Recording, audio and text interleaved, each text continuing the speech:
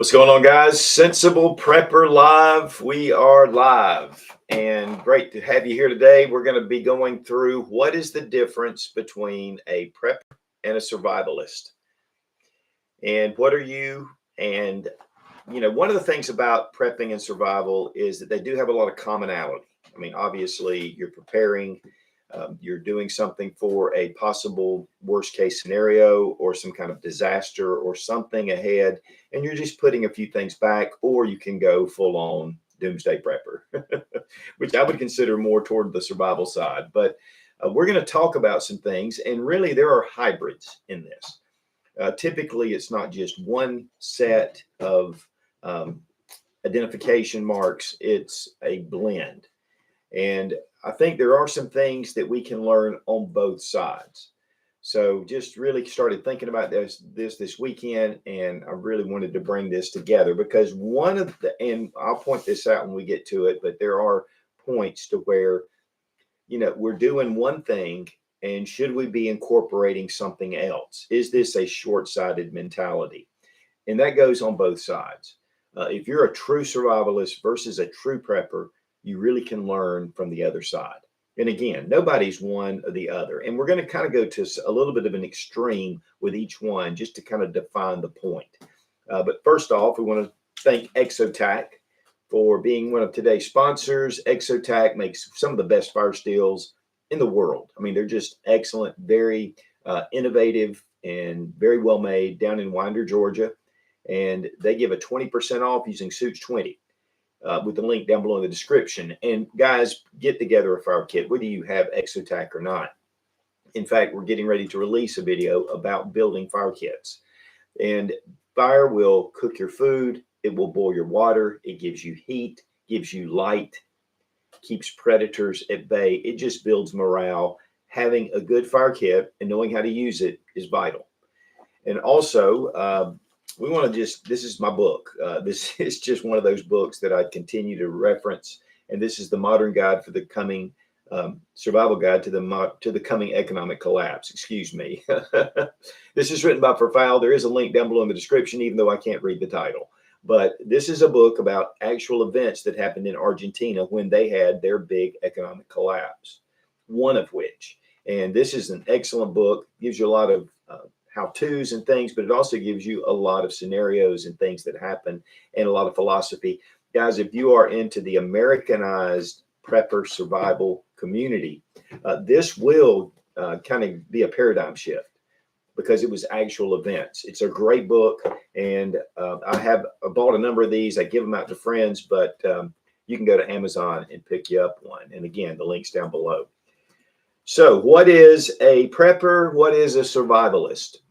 First off is the commonality. I mean, we want to survive. We want to thrive. We see some dangers coming.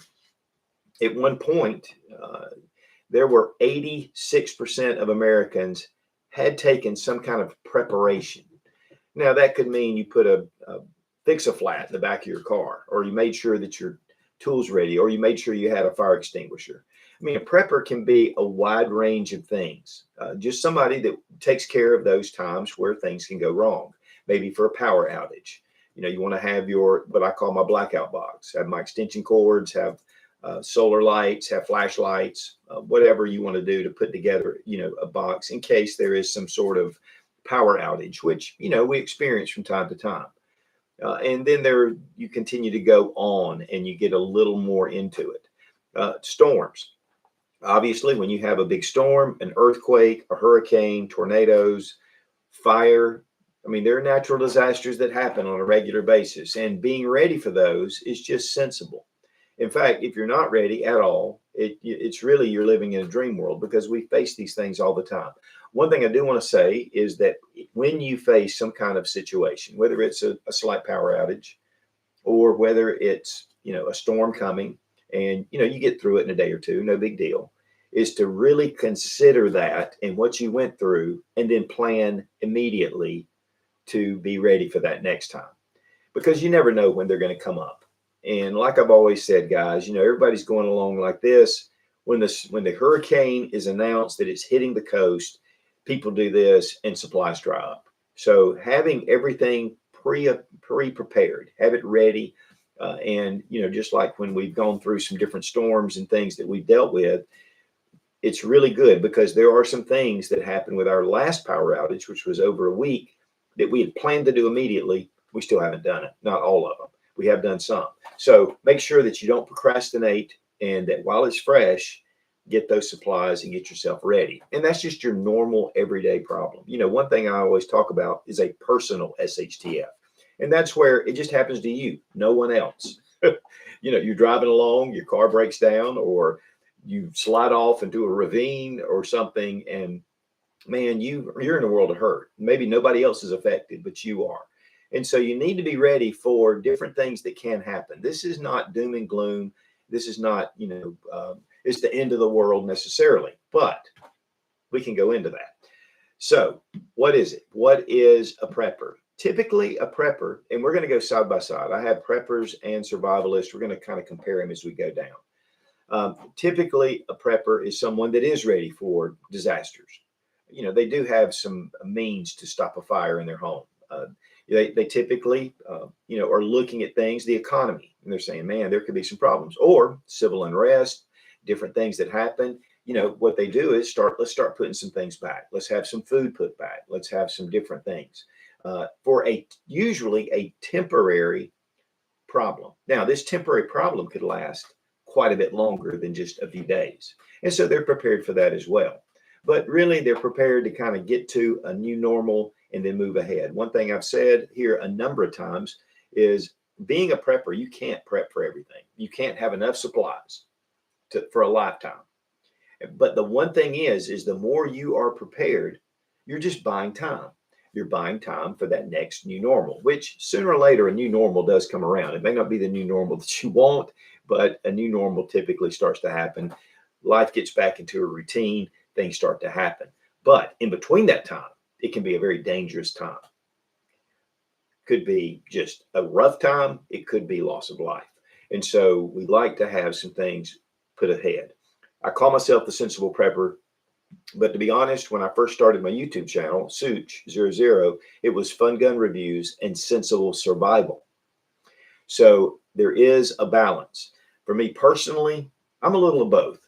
And there are some things about survivalism that you really need to incorporate if you're just a prepper. Now, the prepper, the survivalist looks at, I've got my supplies ready. I'm going to live. I've got minimal supplies because I have the skills, the knowledge to be able to survive. One of the things about a survivalist is that a survivalist, when he gets there, he burns his boats and he does his thing. And because he can improvise, because he can move, because he has a lot of skill, he can use that. And usually they go more minimalist. I'm having a hard time this morning. Minimalist approach. It's what I've got on my back. It's my skill set. It's my mind. Now, that could really be with both. Your mindset is your most important tool, whether you're a prepper or a survivalist. But the thing about a survivalist is he is counting and relying on his skill and his knowledge to get him through. Unfortunately, on the other side, preppers, we tend to use financial means to buy the supplies, to buy our water systems, to filter water if we need to. Maybe it's a generator so we can get water from our well if we have a well, rain catchment systems. You have a lot of medical supplies put back. You have a lot of ammo. You have a lot of guns. You're more focused on things. And we organize those and we have them ready. And if something happens, we can be in decent shape. I know, again, when we had our power outage after Helene for a solid week, and about midweek, my wife looked over at me and she said, this isn't so bad. But the reason it wasn't so bad is because we had been prepping and we had put some things together. We had our generators, we had extra gasoline, we had, solar generators, we had a number of things which shouldn't surprise you, and really, if we'd had a hard time, we really needed to take another look at what we do. With a survivalist, you're not necessarily hoarding up and stocking up food. You're just like, what? I've got the skill to do what I need to do.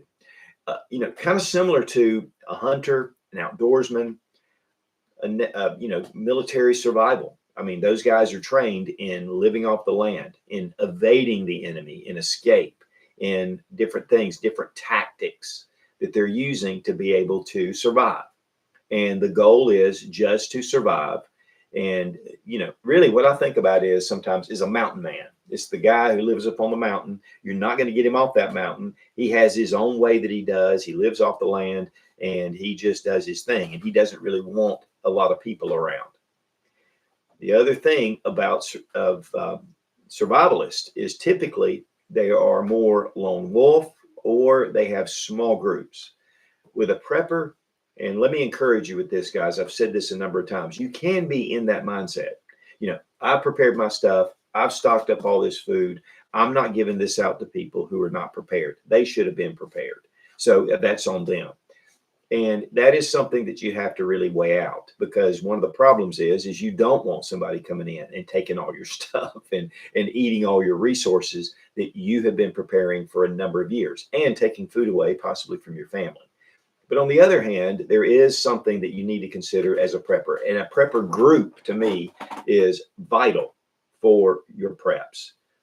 One of the big things that I've understood is that I have people that have different mindsets and they have different thoughts. So while I may have a certain theme for my preps, I have a certain layout, I'm gleaning information or a different perspective from other people in the group. And it doesn't have to be someone that is the super prepper that knows all about prepping. I have a buddy of mine in our prepper group, and it's funny. He's been a member of our group for 10 years, and he tells me, he goes, "Well, I'm really just a novice," and and he comes up with things constantly that are like, now that's something I haven't thought about. Because if you're not careful, you get into a mindset, you get into a rut, and you think this is the way things are going to happen. That's the reason why I like to promote this book. I can't help but bring this book up about every time we have something. So I just put a link down below in the description, an Amazon link. I said I might as well go ahead and put it down there for people to find it. But sometimes things will change your mind. They will completely change your mind. Now, let me stop here just a second. We are going to be taking a break, and we'll go into some questions, which we always do. And Sarah Max over there monitoring if you have a question, you can put it in the comments and she'll make note of it. And when we take a break, she can give me those questions. So one of the things, though, that survivalists tend to do is pure survivalists is they're looking more at tactics. They're looking more at strategy. They're looking more at, again, escape and evade. They're looking at that military mindset just a little bit to be able to survive. Just like your Air Force pilot, he goes through a rigorous training of survival. And, of course, all the other branches do as well. But when you get really into more special forces or pioneers or guys that are out there they're doing recon, those guys have to know how to live off the land to a point, because there's only so much they have in their pack, and they're limited to that. And typically you have the survivalist is more the person that will pack up and head out. With the prepper, typically we're very prone to bunkering in. Now, one of the things I want to say about that, which a lot of people do, they prepare their bug out bag and they may have a few supplies at home. Don't base everything around your bug out bag, because here's the problem. Once you put on a bug out bag and you head out, you are a glorified refugee. And if you don't know a lot about living off the land, if you don't know a lot about how to what berries are good and what mushrooms you better eat, you really need to be careful. And so one of the things about a survivalist is he puts a lot of mental energy, practice, and he gets out and he hones his skills. And one of the things that's lacking a lot of times in the prepping community, because I've seen this over and over, is people are counting more on their supplies than they are their skill. We had a fire clinic with our own personal prepper group. And I went out and I said, let's all bring your fire kits. Let's create a fire. And it was amazing how few people were able, because they haven't even pulled out a ferro rod to try to light a fire. And then they began to learn. And it was a lot of fun. And that's the one thing to me that is a big deficit a lot of times with your prepping community, is that you lack the skill for fire starting. Have you tested out your water filtration? Have you drank it? You may have a rain catchment system and you're like, okay, I've got water, but do you know how to filter through it? Do you know how to remove the acetone that comes off the roof of your shingles? So there is a lot of things that you need to learn and you need to understand. So don't lean so heavily on the investment, the financial investment that you put into prepping, and get more in tune with the skill, the knowledge, and the mindset of a survivalist. Now, again, this flows in between. There's a lot of guys that are out there that do both. And that's a very important thing. It's funny. I was down at the Georgia Bushcraft event. In fact, they're having their fall event coming up, and in the next couple of months. And it's down in Georgia, in Watkinsville, Georgia. It's a incredible event, and it's based on bushcraft. Now, bushcraft is more of a primitive skill. You use primitive skills, or you get down to more basic skills, even using ferro rods and things like that. Not necessarily the bow drill method, which is something that's good to know, and a lot of survivalists know how to do that. Or maybe flint and steel, getting that what they can use off the land and being able to do it. They build their fire tinder, they do all of that themselves, and they're good at it because they have practice. But a lot of times it's just for fun. They're outdoorsmen. They like to go out. They like those primitive skills. They want to kind of test their own ability. And that's really good. They're not necessarily preppers or survivalists. And it's really funny because now the Georgia Bushcraft event has started opening up quite a bit to more homesteaders, more preppers, more people that are minded of things that are coming, and they want to be prepared for it, instead of just a recreational sport of going out and doing bushcraft. Now, a lot of people that are into bushcraft definitely fall in line with a prepper. But I would say that the bushcrafter is more in line with a survivalist typically than they are as a prepper, unless they cross the line. One of the things about it, guys, too, is as we watch things unfold in the world. And the other thing is, guys, this isn't just an American phenomenon. It happens all across the world. There's a lot of people that are watching right now that are in Europe, that are in Africa, that are in Asia. And in fact, we just had our Patreon range day where we invite our upper level Patreon members to come out. And we have a big range day. It was a lot of fun. And we had one girl there that was from Puerto Rico. And they're big preppers down there. I know a number of people that are from Puerto Rico that watch our videos. And Puerto Rico is really associated with the U.S., but still, there's a whole different mindset. And so people are seeing this all over. In fact, up in Northern Europe, there's a lot of people that are preparing. Are they preparing, though, for a grid down situation that's going to be temporary, or are they preparing for a longer term? Okay, we're going to go through one more thing, and we're going to go to some questions. Okay, so one thing that survivalists typically do is they know navigation. They're out. They want to be out. They don't want to use all the tools that we use necessarily. Now, they may have a Garmin, they may have GPS, and they can use some of those things, but they're still very concerned. They don't want to rely on technology. They want to rely on their skill, on their mindset. If you're on the prepping side, let's take security, for instance. You've got cameras, you have, fences around, you have things that are put aside, you have security alarms at your home. You stockpile ammunition and firearms. You don't only have the firearm you're carrying, which a survivalist is more like to carry a rifle and maybe a handgun and have some ammunition put back, but not an excessive amount. It is purely for survival and escape and evade, instead of having contact as much as possible. With a prepper, you're defending your home. And a lot of times you may have night vision, you may have thermal, again, making those investments, those financial investments to take a better chance. Well, on the survivalist side, you may use some of those items, you may have some of those items, but you're more typically attuned to what are my primitive skills? What were they doing in the 1800s? How can I be able to survive knowing those type skills? And so having the mindset, but if you couple that, just like one of the things I talk about all the time, have a map in your car, a paper map of the area that you're in, or you're visiting, or you're going to. Have that paper map. You're like, well, I got my GPS. I don't have to worry about that. I mean, how many of us have had problems with our GPS at times? It's not all the time. I personally had that problem to where if I didn't have a map, I may still be riding around in the in the rural area below Charlotte in Rock Hill because there was no GPS signal. I couldn't find out where I was going. They had changed the roads on top of that, but the map really helped me to get back to where I needed to be.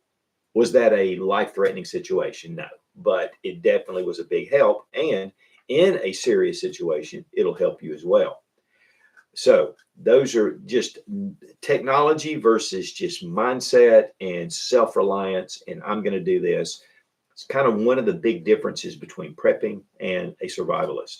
Okay, if we got some questions, we'll go to them. Gary Hernandez, Self-Defense and Urban Survival says, question, hello, even though you set up your vehicle inside all prep up, should your outside look normal gray man, like with nothing attached to the roof or back tailgate? Yeah, that's a good question because, there are some different type scenarios. One of the things about having too much, but first off is when you're going to prep or you're going to bug out and you have your vehicle and you have your stuff in your vehicle, you can't have enough room. There's not enough room to really be adequately prepared. So that is a problem. The second part of this is if you're going to try to escape and there is some kind of disaster that's happened and you feel the need to bug out, again, we're going along. When you feel the need to bug out, everybody else is feeling the need to evacuate. And so we could be with lockdown freeways. You could be with accidents that happen, cars that just break down, and then you could just be stuck with the items you have. So it's one of those things where you have to weigh it out. We did a video where we took my Jeep and I just said, if I was going to bug out, I filled my Jeep up with stuff. There was no room except for one person to sleep if I was going to really have the adequate supplies that I wanted to have. So if you have a whole family and you just have a vehicle, it's going to be tough to have everything in that vehicle unless you have a big SUV. And even then, I remember James Yeager years ago said, he said, you know what, if I'm going to bug out, I'm going to have a big 24-foot trailer on the back of my truck. He's going to have that thing filled up. But on the other hand, it's true. You do make yourself a target. That's like putting gun stickers on the back of your vehicle and then being surprised when your window's busted out when you run into Home Depot. So, it's one of those things you have to weigh out. But really, in a SHTF situation, people are going to be looking for supplies. And you got to be careful, I think, is being as minimal as possible. But yet you've got to have your supplies. So it's one of those things. Years ago, a guy told me, this guy got in touch with me, and he said, he goes, we had this hunting cabin, and it was a 3-hour drive from where they are. And he said, that's our bug out location. We have it fully supplied. We don't really do a lot at home because if something goes down, we're going to head down to our cabin. And I told him, I said, that's great. I mean, it's great to have a location to go to. I said, but the problem is you may not be able to get to that cabin, or that you get to the cabin and it's been ransacked and everything's been taken. There's a lot of variables. So you just have to weigh them out. But it's a good point that you could be targeted.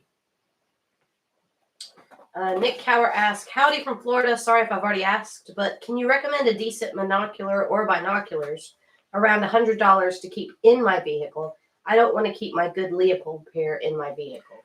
Yeah, I have a really good pair of Leopolds as well, and some Mavens. Those are really good. One of the things I love about the Leopolds is that they will pick up light even when it gets to be dusk. I know we talked about this, but years ago they had some that Tasco was kind of like the brand. It was the inexpensive brand, but yet pretty decent. In fact, I still have a pair. I think it's 8x24s. They're good little binoculars. But I haven't really kept up with the binocular companies because I've got my binoculars. But having, really honestly, I would look for some reviews online. There's a ton of Chinese made binoculars out there that are actually pretty decent in the prices, but I have not kept up with a good pair of binoculars. It might be something that I should look at and maybe do a video. I've thought about doing some stuff with binoculars because it's one of those things where people have them sometimes, or they have them put back in their closet and they don't really think about it. That is an excellent prep, is having binoculars. What you don't want to do is if you have someone, like we have some property where we have distance, and it's probably as far as until it gets to the woods, about 175 yards. If I see somebody down there, I really can't tell what they're doing. And even though they're on my property and I want to go down there, I want to look first and I want to see, do they look like they're up to something? Are they armed? Are they causing some problems? How do I need to approach this? And good pair of binoculars or a good monocular is going to help you to be able to identify if it's just someone that just stumbled across, they don't really mean any harm, or if it's someone that's down there doing something, and if you catch them, you may have a confrontation on your hands. Or you're bugging out, you're on the road and you see something going way up ahead and you can look through it. Instead of looking through a rifle scope, take some binoculars and look through those, because it's a much safer way. Plus it's easier to do than when you're in your vehicle looking through a rifle scope. But I wish I could help you with that. But why don't I, Nick, I'll look up some different binoculars and we'll look at some inexpensive brands and then just talk about binoculars in general. Henry Morgan asks, thermo or night vision? Which one would you choose and why? Okay, night vision is great. PVS 14s, or there's a lot of budget-friendly night vision out there. I have a couple of sets that are. They're bad. They're not bad. They're decent. If you're going to set up something for a self-defense situation where you've got something mounted on your helmet and you're traveling, that's one thing that's really. Night vision's great. Night vision helps you to see in the dark, but thermal helps you, even if someone's hidden, you pick up their heat signature. Now, thermals have become extremely refined. Before, it was a blob. I've got some that are, you look through it and you're like, okay, is that a dog or a pig? In fact, I did a video where I was doing that with a FLIR Scout, and really people were laughing because they looked like little pigs running around. Of course, they were a couple of corgis, and I had my German Shepherd out there. You could tell what he was. But sometimes with thermal, it's not the image is not quite as clear. Again, they've gotten a lot better about that. So night vision and thermal kind of coincide with each other. But thermals will identify, they will locate. If someone's hidden, if they're right in the woods and they're just hidden, you're going to be able to see them. With night vision, it's just like you're looking around. Somebody can be hidden, so you can't see them. But for identification, the night vision tends to work a little better. For being able to locate, thermal works a little better. Now, typically, you're not going to be carrying a thermal and a night vision, but it's a really good option to have. A lot of guys that hog hunt now, they're using the thermals very effectively. To me, even more so than night vision. But years ago, we had, in fact, not too far from here, we had a man and his wife were hunting on some property, and they were out at night and they're looking through thermal.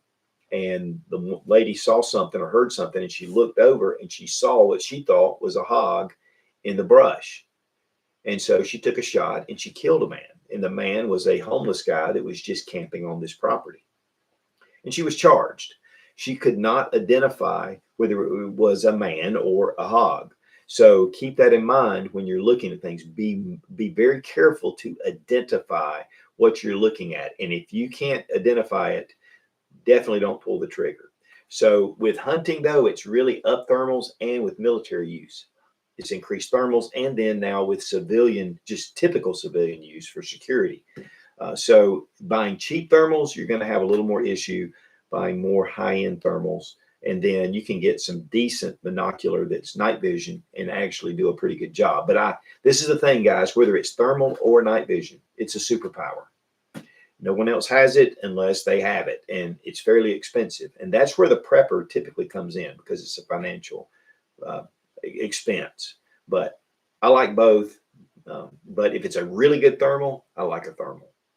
Okay, let's go on, and we'll come back to some questions in a minute. Okay, typically with your survivalist, he'll use just natural elements. Whatever he can find, he knows what he's looking for. When he gets his fire kit out, again, it could be a ferro rod, it could be flint and steel, it could be the bow drill. But then the tinder is a very important part, and he knows how to prepare his tinder where it will catch on fire easier. With a prepper, and especially those who are not necessarily skilled, they're relying on things that they have. They're relying on lighters. They're relying on, and they can be relying on ferro rods as well. if they've gone out and practiced. And then they have their tinder made up. I mean, for me, Vaseline and cotton balls, I always have those available, or tinder tabs. It makes getting a fire started real easy compared to having the skill to be able to really set up a natural nest, knowing how to do that, finding the dried grass and the small sticks, and being able to, and the real shavings from your using your knife, and being able to use a knife. One of the big things about a survivalist is he is going to be very well versed in the use of a knife, what it's capable of, batoning, feathering, notching, all the different things that are just great for fieldcraft, bushcraft. But survivalists, but preppers, a lot of times they just have their kit. They may not even practice with it. They're just like, well, I got it. And that's a danger. That's something that as a prepper, you need to have the skill. So I want you to really think, do you have skills in the tools? And when I say tools, whatever they are, whether it's a water filter system, whether it's a Sawyer Mini and you're like, well, it's got this bag and it's got this and it's got this. Well, it's a water filter. So they stick it in. They don't even understand how it works. Typically there are directions on it, but in a grid down situation or a stressful situation, knowing how to use your gear is going to be really vital. And it's one of the strong points of a survivalist. They definitely put together a really good mindset and a skill set. It's kind of like this. The prepper has a lifeboat, and sooner or later, he's hoping that somebody's going to come and save him at some point. The survivalist, he's burned his boats, and he's going in, and it's all on him. And it's kind of like one of the things, it's kind of a stark difference between the two. Okay. One thing that's big that with with survivalists is they like to go out and primitive camp.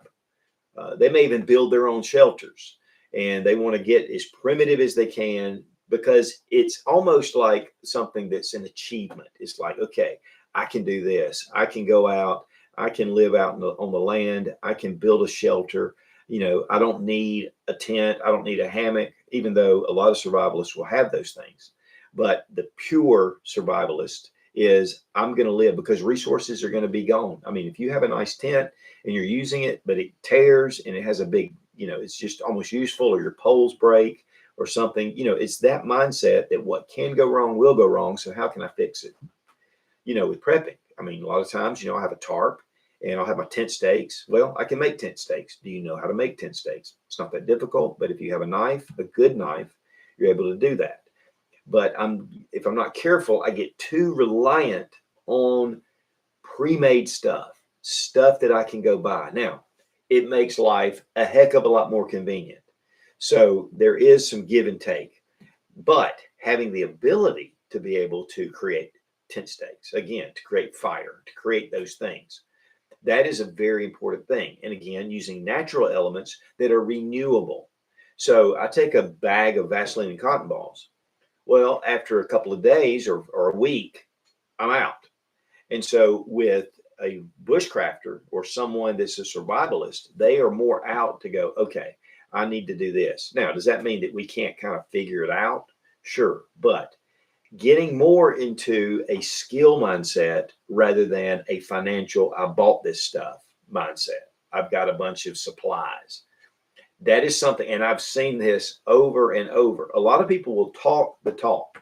They can talk it. They can, oh, yeah, I do that. Oh, yeah. But then if you go out into the woods, we did a survival class with Fieldcraft Survival. In fact, Kevin Estella was the lead instructor, who is a phenomenal guy. And he knows all about, in fact, he just wrote a book. I've been reading it, and it's just an excellent book on just living and survival, of primitive survival.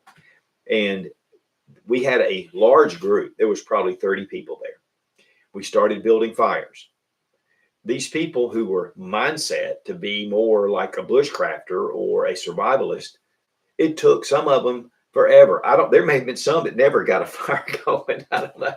But because I had a lot of skill, and because I love to create fire and I like to build it, and I had my fire kit, I was able to create a fire in just a matter of just a couple of minutes. And I had a really nice fire going. And my buddy was with me. He did the same thing. We know the skill. We know how to do it. And while, you can learn the skill, and those guys, really, most of them, well, they all did. They all, sooner or later, sometimes after 20 minutes, had built a fire. Well, that's a lot of wasted time. If you are looking to be in the community of prepping or survival, you need to have some skills. It's vital to have those skills. Now, these guys that are, but on the other hand, survivalists, they like to go hiking because it gets them out in the woods and they can practice their skills. They like to go camping, more primitive camping, or even ultralight camping. They may have a tent, which I would highly recommend. They may have their hammock or whatever. You got the prepper, he's got a camper. He's got that thing loaded out, and he's got his bug out vehicle loaded out with stuff. And not that the survivalists may have the same thing, but the big thing is a bug out vehicle. I've got my supplies in my vehicle. I'm ready to go. I got that thing packed out. When you've got your survivalist who says, okay, I got my backpack. Maybe I'll have a rifle, have my handgun, I have my supplies, and I'm going to go out and I'm just going to survive. While the prepper, if things go wrong, he is going to be more vulnerable if he has to leave his house. Again, most preppers are like, bunker in, bunker in. I'm big about bunkering in. But I'm also big about learning survival skills. Went out one time, in fact, the video's up. It's about building a fire in the rain. We'd been raining for 3 days. And I went down and I built a fire. I'd never done that before. It's been about 3 or 4 years ago. I just always thought, I need to do that. And really, it's not that difficult unless you don't know anything about building a fire in the rain. Then it's a nightmare. But because I knew some things about wood that's leaning, dead wood that could be leaning in the forest, and you start cutting and the water only soaks so far, so you get that dry wood out, you get your featherings, you get your shavings, you get above the wet ground just a little bit, you put small sticks around it, and then when they dry out, which they'll dry out from the fire, then you put a little bit larger sticks and larger sticks and larger sticks, and then before long you've got a roaring fire in the rain. And typically you need something to cover it, but it's not that difficult if you know a few things. And if you don't have the mindset, you don't have the skill, you don't have any knowledge of those things, you're going to be in trouble. So again, get your supplies. I'm all about it. We got food stocked up, we've got all of our supplies stocked up, and we know how to use it. One video, though, that I did a while back was FEMA. Now, if you have a massive disaster in your area, FEMA, by law, can come in and take your supplies to help betterment of the community. So what are you going to do then? So having those skills, having the mindset. Okay, so we've got our survivalists. They're hunters. They're fishermen. Now, a lot of these guys that are hunters and fishermen, they're just doing it for recreation, just like your bushcrafter. They're out enjoying the weekend. They're learning some skill. Usually in the back of their mind, especially with the bushcrafters, they're kind of thinking, if I ever needed this is going to be very useful. But it's a lot of fun. Hunters, fishermen, they are more tend to survival because they're out in the middle of the woods. I'm telling you, when I'm out in the middle of the woods hunting, deer hunting or turkey hunting or whatever, I've got a pack and I do have some survival supplies in there. If something's going wrong, I've got some supplies I need.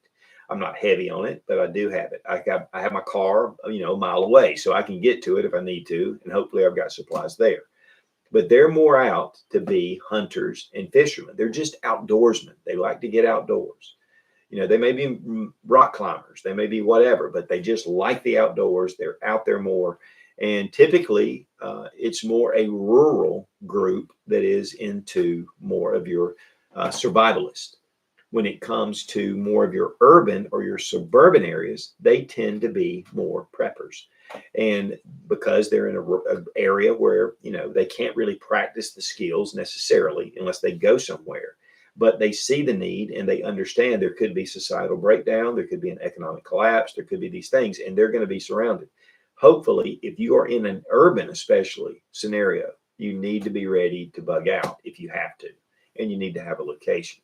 So one of those things. But with the hunters and the fishermen, they're out there. They're like, well, you know what? I can procure my own food. I can hunt. I know how to clean the game. We can cook it. If I'm fishing, we know how to do that. Typically, preppers look a little bit more toward gardening. Look a little bit more toward husbandry, which is having chickens or rabbits or even cattle or goats. And so they'll have their livestock there because they are preparing for a set place. A prepper typically is in a set place, whereas a survivalist is more of your bug out guy. He's ready to roll.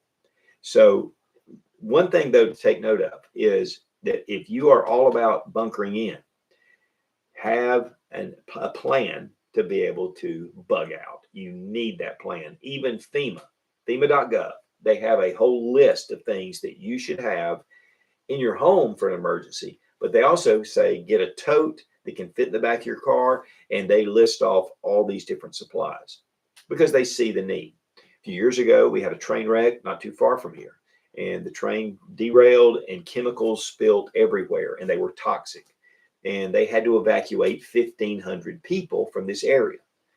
That was bugging out. I mean, people came to the door, knocked on the door, and said, "You got to leave now. You got to evacuate." If you already had a little bug out bag together, or you had one in your vehicle, it's going to put you that farther ahead.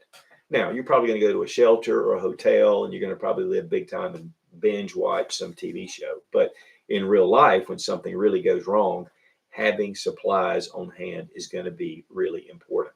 Now, for preppers, typically, they're looking at, we have blankets, we have, in case the power goes out, we have generators, we're going to be able to run things, we have solar generators, we have all this stuff to where we can maintain ourselves in our home. With a pure survivalist, he's more out to go, I'm heading out, and he goes and he takes off, and he may build a primitive shelter. He has the skill to do it. He has the tools to do it. He has maybe a hatchet. He has, a good saw. Silky saw is one of the best things ever invented. I love the silky saw. And I can create a full shelter using wood, available wood, with straw, leaves, whatever, vines, and I can build a shelter. So it gives me that ability. But for us preppers that are maybe in our bug out bag, we rely on maybe a tent, a hammock, a tarp, which typically is my mode, is I like a good tarp that has eyelets, and I can take paracord and build me a little shelter. Survivalists would have the same thing. In fact, one of the things to consider if you are a survivalist is that the more work you have to do, the more it drains your calories. It takes your calories. And so it's going to make you weaker. You're going to need to eat more. One thing we realized when we had our big power outage last year is that it was very exhausting having to prepare. Before I walk up, I go flip the light on, turn on the water, open the refrigerator, get what I want out, turn on the TV. All of a sudden, I don't have that. I can't turn the light on. I've got to be prepared, however, to get my stuff out, fix it up, set up my lights, get my generator going, get the solar panels out there during the sun time when the sun's out, and make sure I have my water set aside, make sure I have fuel. And it really takes a lot of effort. And the less effort you have to take, the less calories you're going to expend. And that's just going to be a little bit better as far as your food intake. So just having that. Now, while preppers, we have our lifeboat food. I got that in my bag. I've got my mountain house or backpacker's pantry or whatever else. I've got all of that set aside because it's convenient and it's easy. On the survivalist side, he can skin a rabbit if he needs to, and he can cook it over a fire. Do you have that skill? And that's one that, or do you have the stomach for that? We live in this world of sterilization. We walk into to our grocery store, they have the steaks laid out, the chicken, all that, and you take it and you go home with it, and you don't see the other side of it, where these animals were butchered and they were, cleaned and quartered and everything and processed. Which we did that last year. We had 40 chickens. We took them to some friend's house and we processed all these chickens. And while I had grown up with my grandpa who would clean rabbits and squirrel and whatever else we were doing, fish, cleaned a lot of fish, knew how to do that. But, then you turn around and you eat it. And it's kind of squeamish. If you're a little squeamish, you need to get used to it. In fact, after we processed all the chickens, the guy who did it said, you probably want to take a week or two before you start eating the chicken because you still have those memories. But man, was it good because we raised them right. Okay, we're going to go to one more, and then we're going to go to some more questions. We'll make sure my time's okay. Okay, survivalist, typically lone wolf or small group.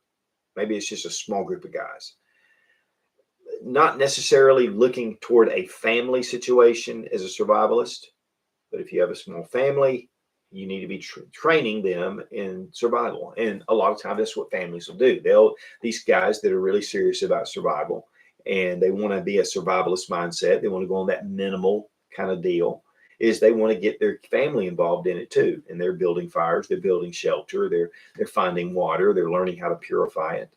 One of the things about water is that sooner or later, your water filters, you may have, like for us, we have the Big Berkey, which those filters are almost impossible to get now.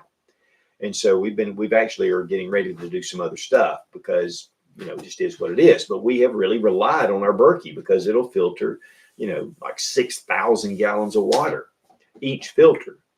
The problem is sooner or later in a long-term grid down situation, what are you going to do when that's gone? What are you going to do when your filter's not working? And plus, it degrades over time anyway. The filtering properties get less and less as more water passes through.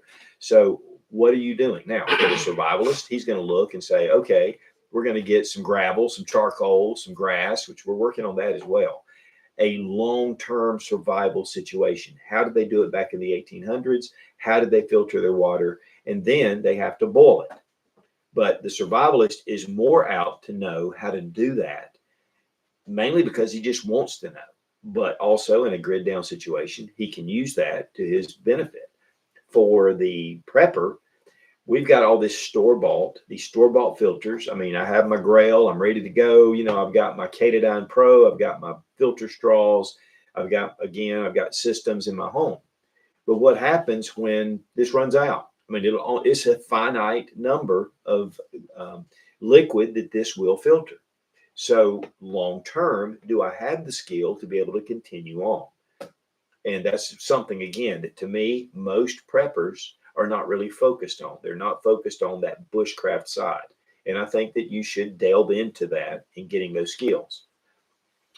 Okay, again, rural, typically outdoorsmen, those guys are typically survivalists. It's funny. I don't know, it was last year or so. I had mentioned that a lone wolf mentality will get you killed. You're just by yourself. Even in the Bible, it says that a man by himself has no help, but put two together and they can rely on each other. Put three and it's a strong cord. For me, having a prepper group is essential for the prepper. And to be honest with you, for the survivalist. Having that group, again, like we talked about, having people that have different opinions work. But then when it comes down to that grid down, is you've got people that you can rely on. You have people that you can network with, you can help, that they can work with you. So one of the things about prepping is typically it's more of a community type mindset. One of the things that we've talked about, we kind of put together about 10% of our preps or allocate that toward helping others.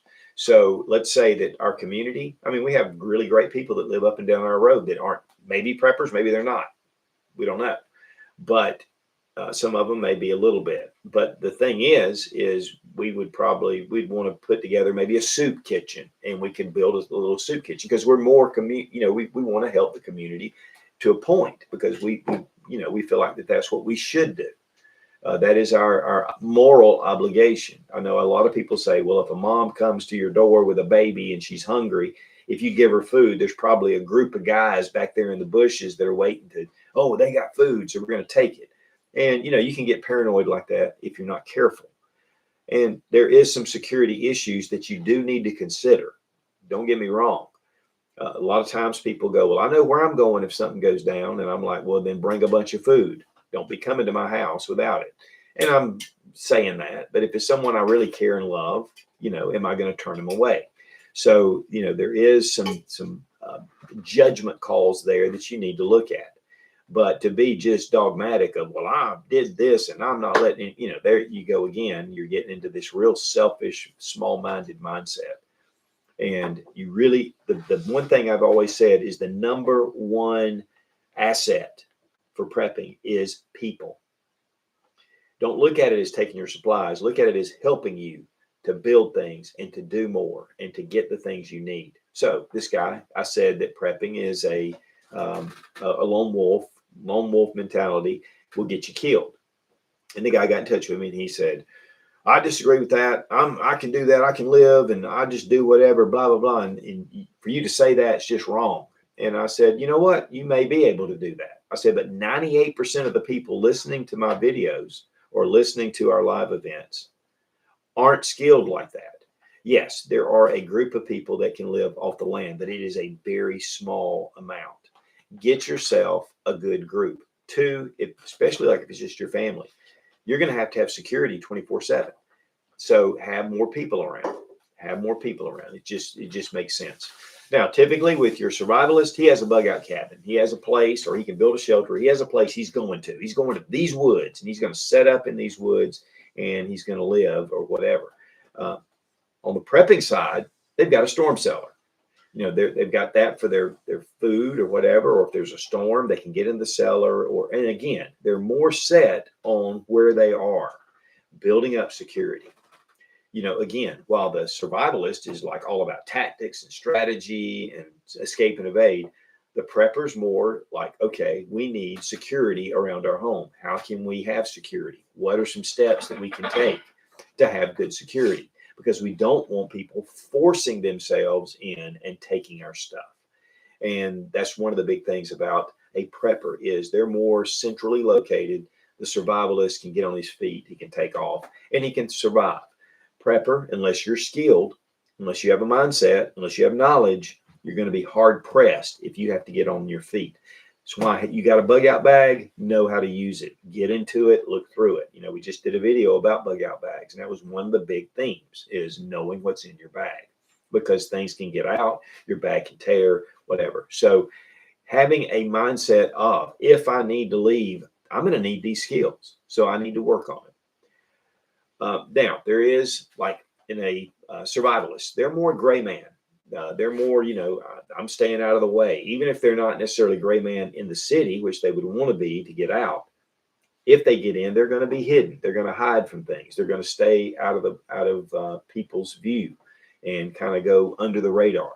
When it goes to the prepper, and Nothing Fancy did a great job with this a few years ago, where he talked about a show of force. So if I'm at home and I have my prepper group, I have people there, and we want to be armed, and we want to let people know, guys, you come mess with this place, it's going to be hard pressed. You're going to be hard pressed. You may do it, but we're going to give up. We're going to fight it out. We're going to defend what we have done. Again, having some charity, having some community outreach to be able to help is good, but nobody's going to take your stuff. That's just wrong. I don't care who it is, even if it's FEMA. It's wrong, but they can do it. So be prepared for that. With that being said, and this is just a caveat, if you have a lot of supplies, divide some of them up. You have a food supply. We have what we call our grocery store. And it's one of our rooms in the upstairs. We have that thing packed out. We've got all types of food. I'm big about canned food because it's so easy to prepare, but we have long-term food storage. We have the dehydrated foods as well, MREs, etc. But if somebody comes in and takes that, what are we going to do then? Well, hopefully we've got some stuff put back in another location that we can glean off of until we can get to it. I was listening to a guy on a podcast. I can't remember his name, but he was a former CIA guy.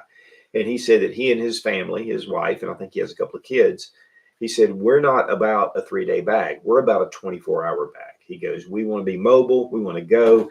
We want to have 24 hours to get to our next resupply or whatever.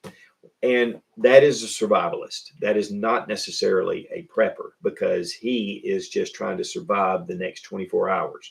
When he gets to that situation, he'll figure it out there. And that's a very mobile and easy way to go. Maybe some way you want to go. But for me, I'm not trusting 24 hours. And I want to have a little extra in case I need it. For me, 3 days is about the minimum of what I want if I'm in a survival situation away from my house. The other thing about being away from your house is that you don't have supplies. You don't have your supplies. You don't have that home territory, that home turf territory, and you don't have that home turf advantage. And with a survivalist, he's going out in unknown territory. If you're on the bug out, you are now a survivalist. You're a prepper at home, you step out, you go, you're going to be a survivalist. So get your skills honed and get them set up. One thing that is kind of I kind of look at is years ago, the militia movement was big until it became a bad word. I mean, it's part of our Constitution, but militias, people were building up, they were training with firearms, they were training with tactics, with strategy, escape and evade. They were doing the bushcraft kind of thing where they were building some fires and doing all the stuff.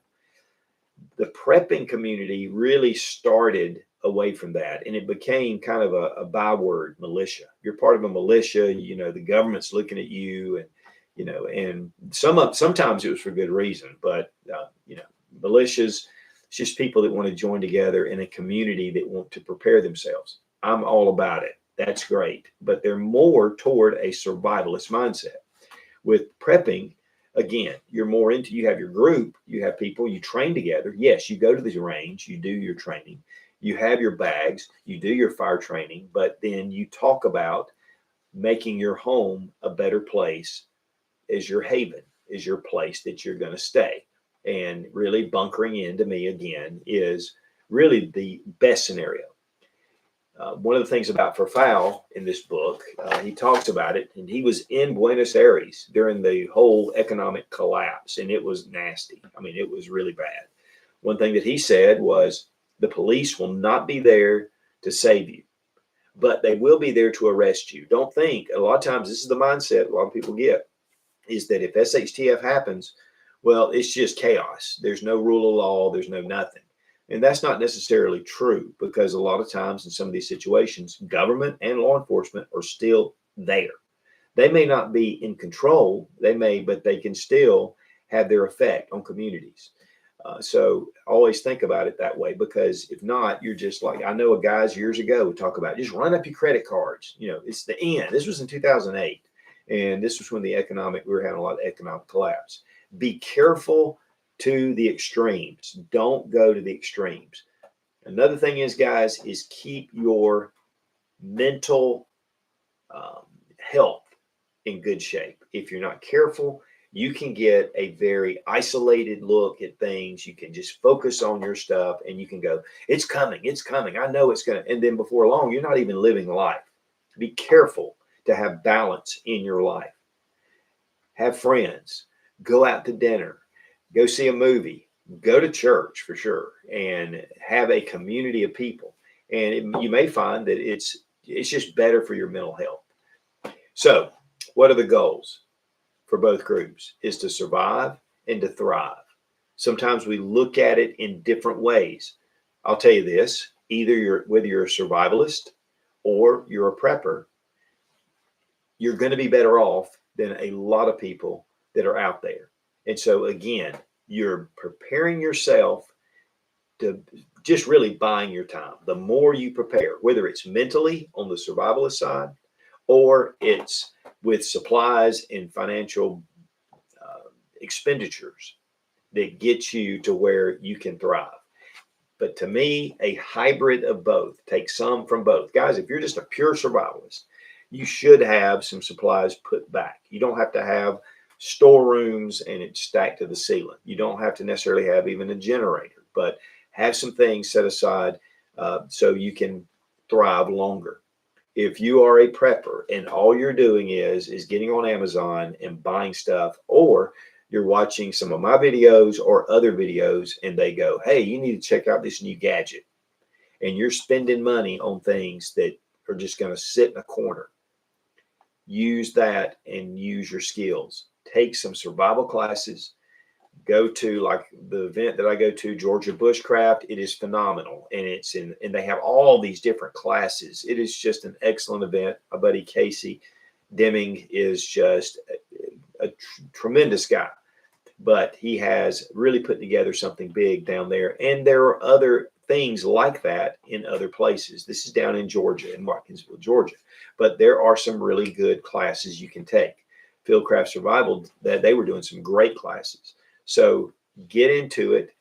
Maybe go into some bushcrafter events. Maybe get together with some guys and go out and train and learn and get some skill. On the other hand, for the prepping side, get yourself some medical training. Make sure that you are doing some firearms training. Make sure that you're going out and you're taking your family. Make sure that you're Ham radio class is another thing. Comms. A lot of times with preppers, we're all about the technology.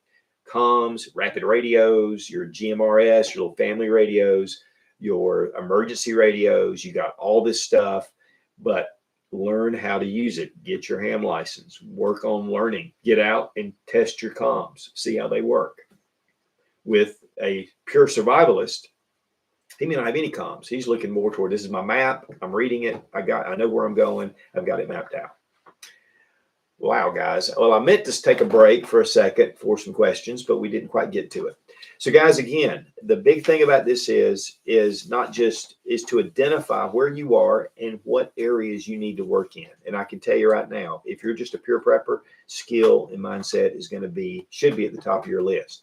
If you're already doing that, then good for you. And that is the thing you should be doing. If you're a pure survivalist, think about it. It may be dangerous out there. You may not be able to survive long term. And so having some things put back is going to be vital. Again, a big thank you to Exotac for sponsoring today's video. You can get 20% off with the link down below in the description.